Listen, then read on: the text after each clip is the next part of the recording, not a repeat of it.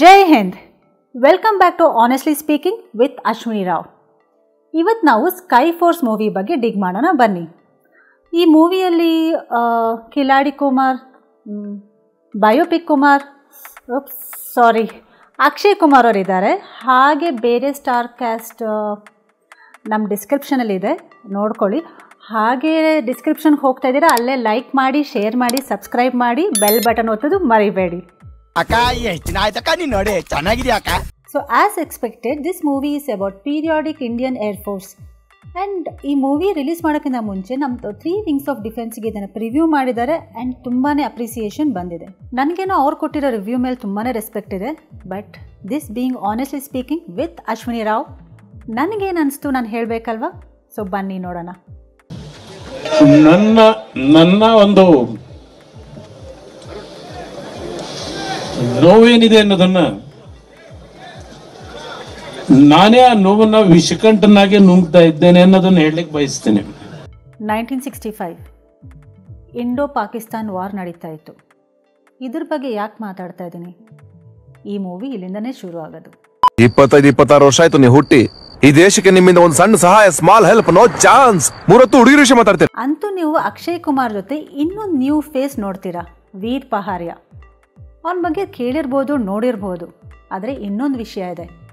He is the grandson of ex CM of Maharashtra mister Sushil Kumar Shinde.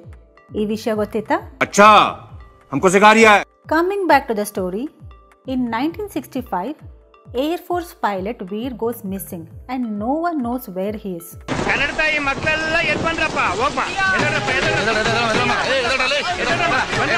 1971 ಅಲ್ಲಿ ಮತ್ತೆ Indo Pakistan war ಶುರು ಆಗುತ್ತೆ. ಇಲ್ಲಿ ಇಂಡಿಯನ್ ಏರ್ ಫೋರ್ಸ್ ಒಂದು ಪಾಕಿಸ್ತಾನ್ ಪೈಲಟ್ನ ಕ್ಯಾಪ್ಚರ್ ಮಾಡ್ತಾರೆ. ಅಲ್ಲಿಂದ ಅವ್ರಿಗೆ ಪೈಲಟ್ ವೀರ್ ಬಗ್ಗೆ ಗೊತ್ತಾಗುತ್ತೆ. ಇಲ್ಲಿ ಅಕ್ಷಯ್ ಕುಮಾರ್ ಅವರು ಈ ಕೇಸ್ನ ಇನ್ವೆಸ್ಟಿಗೇಟ್ ಮಾಡೋದಕ್ಕೆ ಗೌರ್ಮೆಂಟಿಂದ ಪರ್ಮಿಷನ್ ತೊಗೊತಾರೆ. 1965 ಅಲ್ಲಿ ವೀರ್ಗೆ ಏನಾಯಿತು ಅಂತ ತಿಳ್ಕೊಳಕ್ಕೆ ಶುರು ಮಾಡ್ತಾರೆ. ಈ ಮೂವಿ ಸ್ಕ್ರೀನ್ ಪ್ಲೇ ತುಂಬಾ ಚೆನ್ನಾಗಿದೆ. 2 hours ಹೇಗೆ ಹೋಗುತ್ತೆ ಅನ್ನೋದೇ ಗೊತ್ತಾಗೋದಿಲ್ಲ. ಇದಕ್ಕಿಂತ ಮೊದಲು ಬಂದಿರೋ ಫೈಟರ್ ಆ್ಯಂಡ್ ತೇಜಸ್ ಇದೇ ಸ್ಟೋರಿ ಲೈನ್ ಬೇಸ್ಡ್ ಈ ಮೂವಿ ಕೂಡ ಹೋಗುತ್ತೆ. ಆದರೆ ತೇಜಸ್ ಡೈಲಾಗ್ಸ್ ಓಕೆ ಆಗಿದೆ. ಸಾಂಗ್ಸ್ ಪರವಾಗಿಲ್ಲ. ಸಾಂಗ್ ರೈಟರ್ ಯಾರು? ಮನೋಜ್ ಮುಂತಾಶರ್.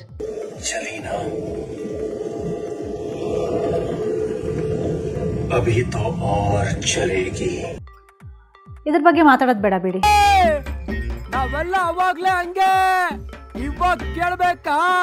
ನೆಕ್ಸ್ಟ್, ಈ ಮೂವಿದು VFX ಈಸ್ ಅಮೇಝಿಂಗ್. ಅದರಲ್ಲಿ ತೋರಿಸಿರೋ ಫ್ಲೈಟ್ಸ್, ಫ್ಲೈಯಿಂಗ್, ಬ್ಲಾಸ್ಟ್ಸ್ ಆ್ಯಂಡ್ ವಾರ್ ತುಂಬಾ ಚೆನ್ನಾಗಿ ತೋರಿಸಿದ್ದಾರೆ. ಮೋಸ್ಟ್ಲಿ ಪ್ರೊಡ್ಯೂಸರ್ಗೂ ಅನಿಸ್ತೇನೋ ಈ ಮೂವಿ ಒಬ್ಬರ ಕೈಯಲ್ಲಿ ಮಾಡೋಕ್ಕಾಗಲ್ಲ ಅಂತ. ಸೊ ಈ ಮೂವಿಯಲ್ಲಿ 2 ಡೈರೆಕ್ಟರ್ಸ್ನ ಇಟ್ಟಿದ್ದಾರೆ. ಬಟ್ ಅಂಥದ್ದೇನಿತ್ತು ಈ ಮೂವಿಯಲ್ಲಿ?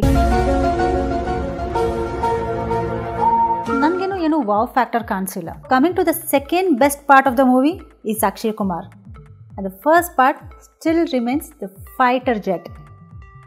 ಅಕ್ಷಯ್ ಕುಮಾರ್ ಅವರು ಈ ಮೂವಿಯಲ್ಲಿ ತುಂಬಾ ಹ್ಯಾಂಡ್ಸಮಾಗಿ ಕಾಣ್ತಿದ್ದಾರೆ. ಅವ್ರದ್ದು ಪೈಲಟ್ ಯೂನಿಫಾರ್ಮಲ್ಲಿ. ಹಾಗೆ ಈ ಮೂವಿಯಲ್ಲಿ ಅವರು 200% ಕೊಟ್ಟಿದ್ದಾರೆ. ಒಂದೊಂದು ಫ್ರೇಮಲ್ಲೂ ತುಂಬಾ ಚೆನ್ನಾಗಿ ಕಾಣಿಸ್ತಾ ಇದ್ದಾರೆ ಆ್ಯಂಡ್ ತುಂಬ ಚೆನ್ನಾಗಿ ಮಾಡಿದ್ದಾರೆ ಕೂಡ. So coming to Veer, as a first timer is pretty okay. But some ಸೀನ್ಸಲ್ಲಿ ಸ್ವಲ್ಪ ಅನ್ರಿಯಲ್ ಆಗಿ ಕಾಣಿಸ್ತಾರೆ. ಬಟ್ ಮೇ ಬಿ ಬರ್ತಾ ಮುಂದೆ ಮೂವೀಸಲ್ಲಿ ಈ ಮೈಟ್ ಇಂಪ್ರೂವ್.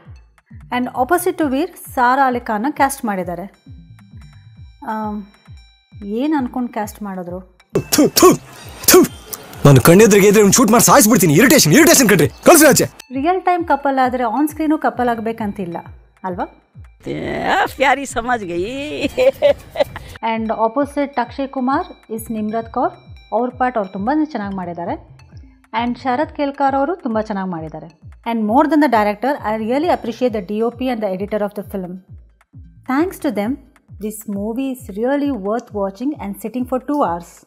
ಸೊ ಈ movie usual Bollywood masala movie ಥರ ಇರಲ್ಲ.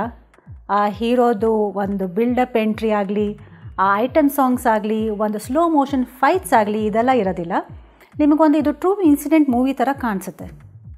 ಸೊ ನಮ್ಮದು ಇಂಡಿಯನ್ ಹಿಸ್ಟ್ರಿದು ಒಂದು ಹಿಸ್ಟಾರಿಕಲ್ ಫ್ಯಾಕ್ಟ್ ನೋಡಬೇಕಂತ ನಿಮಗೆ ಆಸೆ ಇದ್ದರೆ ದಯವಿಟ್ಟು ಈ ಮೂವಿ ನೋಡಿ. ಇದು ಹೇಳ್ತಾ ನಾನು ಈ ಎಪಿಸೋಡ್ ಎಂಡ್ ಮಾಡ್ತಾಯಿದ್ದೀನಿ. ನೀವು ಫಸ್ಟ್ ಎಪಿಸೋಡಲ್ಲಿ ನಮ್ಗೆ ಇಷ್ಟು ಲವ್ ತೋರಿಸಿದ್ದೀರಾ, ಅದೇ ಲವ್ ನೀವು ಮುಂದುವರಿಸ್ತೀರಾ ಅಂತ ಅಂದ್ಕೊಂಡಿದ್ದೀನಿ. ನಮ್ಮ ಚಾನಲ್ನ ಸಬ್ಸ್ಕ್ರೈಬ್ ಮಾಡಿ, ಶೇರ್ ಮಾಡಿ, ಲೈಕ್ ಮಾಡಿ, ಬೆಲ್ ಬಟನ್ ಒತ್ತೋದು ಮರಿಬೇಡಿ. ಒಂದ್ ಸ್ವಲ್ಪ ಕರುಣೆ ಇರ್ಲಿ. ಇದೆ ಕೈ ಮುಗಿದು ಬೇಡ್ತೀನಿ, ಕರುಣೆ ಇರ್ಲಿ. ಪ್ರೀತಿ ಇದೆ, ಈ ತರ ಪ್ರೀತಿ ಇದೆ, ಕರುಣೆ ಇಲ್ಲ. Thank you, take care and ಜೈ ಹಿಂದ್.